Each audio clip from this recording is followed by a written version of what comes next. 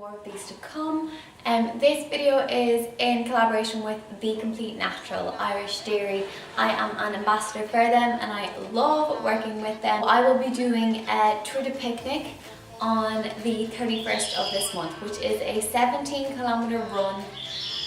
You can hear my bird in the background. A 17-kilometer run to get into Electric Picnic, and I'm so excited to do so. In accompany with this video, I've done a blog post with all my tips on how to improve your long distance running, how I have been training in the run up to Electric Picnic, how I've changed to do a little bit less gym work, build up my running endurance, but also choose exercises that will help me deal with the stresses that long distance running puts on your body. What is really important for long distance running is core training, and I think a lot of people tend to forget this and just base everything off running. So I have a list of exercises here that I'm going to just detail a little bit and go through.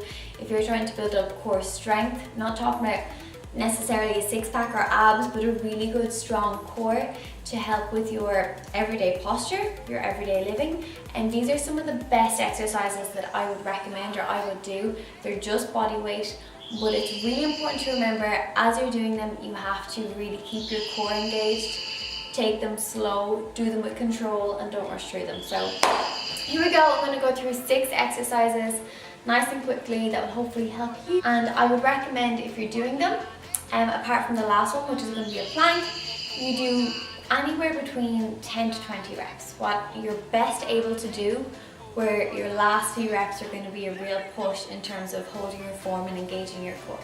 And if you feel your form starting to go at any point, well then you should stop doing the exercises or find an easier alternative. So here we go.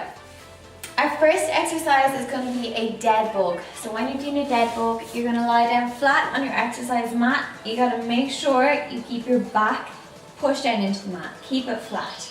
Engage your core so that it's ready to take a punch, is usually how I explain it. You're going to pop both hands straight up. Let's put this back down. Both hands straight up. Both legs up where you have a 90-degree angle in your knee. And you want to keep that angle there for the duration of the move. What's difficult about this one is coordination. You're going to get your opposite hand and opposite leg to lengthen out at the same time. So you're going to bring your right arm out, your left leg down. You want to get your left leg so it is literally just about to touch the floor, but it doesn't. And then you're going to bring it back up again, nice and slow and controlled, squeezing in the muscles in your lower stomach. Then you're going to swap over and do it on the other side. Again, nice and controlled.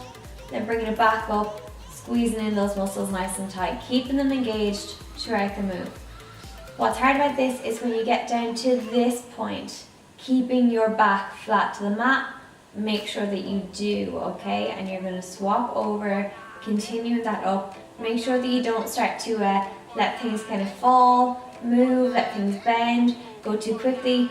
Keep everything nice and controlled.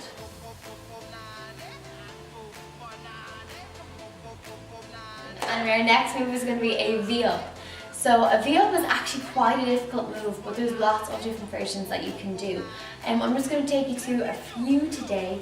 So the most basic and probably easiest version to do is going to be keeping your heels to the ground. Keeping your heels to the ground, you want to pop your hands up, hold them out in front. Try and keep your torso as straight as possible. Let's make sure we're not arching or bending our spine in any way and then not engaging our core as a result. You got to switch on that core engagement, pop the hands out straight, keep your back straight. You're going to bring your torso back, keep in this position. Depending on your ability to do the move, that's going to determine how far you can go back. So you're going to go back, hopefully as far as you can, maybe near to the ground, and then squeeze yourself back up again, keeping that core tight. Now I don't want to see you lie the whole way down. I want you to engage that core, make yourself stop. Bring it back up again. Try to keep those heels to the ground if you're doing this version. Don't want to see anyone curving their neck to come back up. That's not what you want to do. Nice and straight. That's your easy version of the V-up, okay? Some people might just go back as far as here. If that's as difficult as it is for you, then just go to that level and don't let your form give in as you try to get back a little bit lower and keep it tight. Okay, to make that a little bit difficult then, we can take our legs off the mat. Try to keep them straight, staying up nice and high. You're going to let yourself go down. come back up again. Go down and come back up again. Coming out and come back up again. Again, a little bit more difficult now. If you want to make things a little bit more easier, we can bend the knee to come in. Bend the knee and come in. A little bit more momentum is needed here. You gotta work hard to keep your balance and not let yourself sway or fall down completely. Your third move is going to be a reverse crunch. Now, I would recommend you do this with your hands down here. Okay, we can sit on the hands to make it easiest, but I recommend trying to keep them by your side. If you really need to, you can grab onto the mat, or you can pop a weight ahead of you or above your head and hold on tight to that to keep your arms there. You're going to lift the legs up again so your knees are kind of at that 90-degree angle. It's not crucial that they stay there right now. We don't mind you letting them drop a little bit. What is crucial is that you don't perform this move with momentum. Get a crunch up, you're going to try hold for 1 or 2 seconds, slowly let it down. Crunch up, hold for 1 or 2 seconds, slowly let it down. Okay? So you got to literally curl your spine off the ground, squeeze your stomach and curl it back down. There's no swinging up like this, guys, too quick, okay? I want to see control, core strength, stability and engagement here.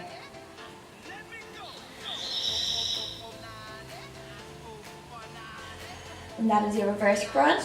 Exercise number 4 is going to be a single leg drop. Again, it's a wonderful one for just focusing on coordination, engagement, control. We're not trying to rush these moves. Single leg drop, you're going to try hold both legs straight overhead. Again, core is engaged, ready to take a punch, and it is never arching, so there shouldn't be any big spaces here. You got to push that down.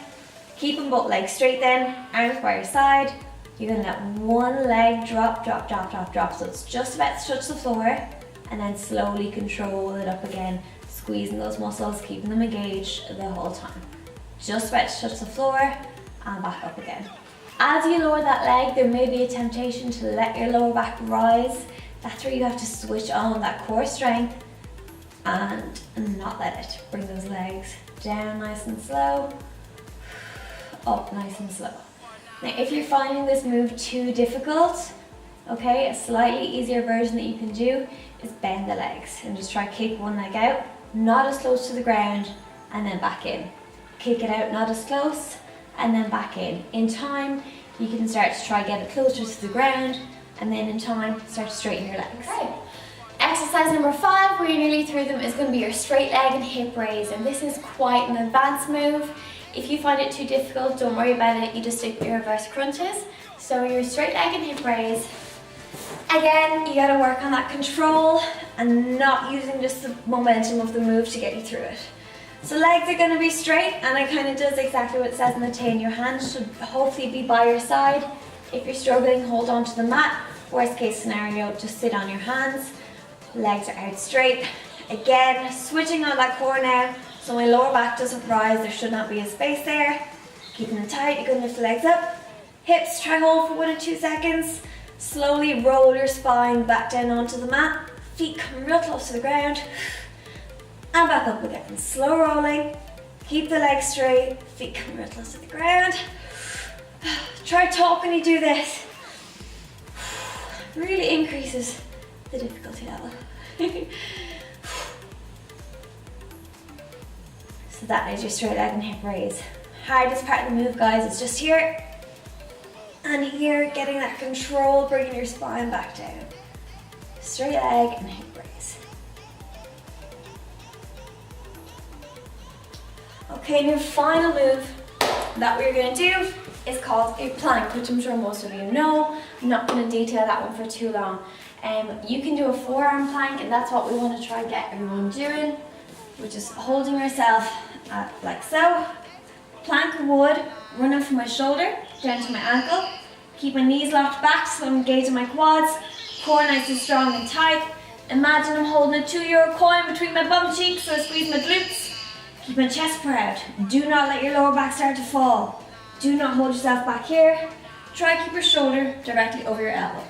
You want to hold that for hopefully a minute. If you're more advanced, increase that time. If you can't quite do a forearm plank, the easier version is going to be a high plank. So you're going to hold your hands so that now instead of having your shoulder directly over your wrist, it's going to be your, shoulder directly over your elbow. It's going to be your shoulder directly over your wrist. Popping yourself up.